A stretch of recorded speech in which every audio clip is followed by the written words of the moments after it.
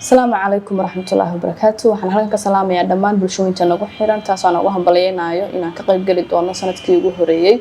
Muqdisho Business Platform. haddaan nahay bahda Sudeermo waxyaabaha aan bulshada u qabano ama serviceyada aan qabano waxaa ka mid ah inaan daryeelno caafimaadka maqaarka iyo guud ahaan nafaqeynta jirka. waxaan sameynaa dhammaan serviceyada maqaarka sida qurxinta iyo daryeelkiisa, baabi'inta waxyaabaha ay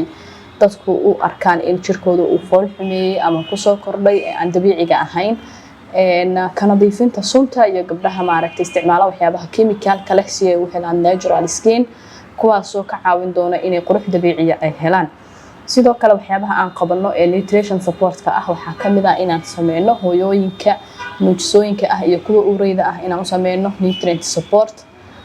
kaasoo ka caawinaya in caafimaadkooda guud ee eventiga calooshooda ku jira iyo sidoo kale ilmaha ay nuujinayso inuu helo nafaqo ku filan iyo qurux isku dheelitiran iyada jirkeeda inaanu noqon mid aan maaragtay nusqaan oo ka muuqan sidoo kalena quruxdeeda inaanay lumin. waxaan ka shaqeynaa dadka infertility-ga haysto support nutrition waxa la dhaho ama nutrition support oo infertility-ga ah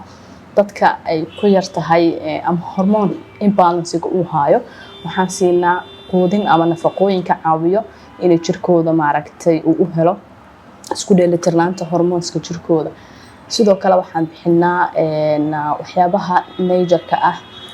collagen-ta siiya jirka waxyaabaha maskaxda support gareeya sidoo kale immune boostiga iyo energy and immune boost wax la yiraahdo difaaca jirkaaga inaad u soo qaadid kor isla markaana aad ilaalisid dhammaan fitamiinadaada iyo inaad jirkaaga sunta ka ilaalisid inaad isku dheelitiratid quruxda jirkaaga oo dabiici ah. waxaan rabaa inaan idinkaga hambalyeeyo mar kale Muqdisho Platform-ka aan ka qayb galayno inaad nagala soo qayb gashaan inaan discount meeshaas idinkugu sameyno inaad idinku soo dhaweyno inaan idin siino muhiimad gaar ah. haddii customerska iyaga hore nagu xiraan jiray meesha ka soo muuqdaan ama ay nagu maaragtay soo booqdaan insha Allah waxaan siin doonaa over u gaar ah kuwa cusub ee nagu soo biirayana sidoo kale over aan siinayna aad iyo aad mahadsantihiin.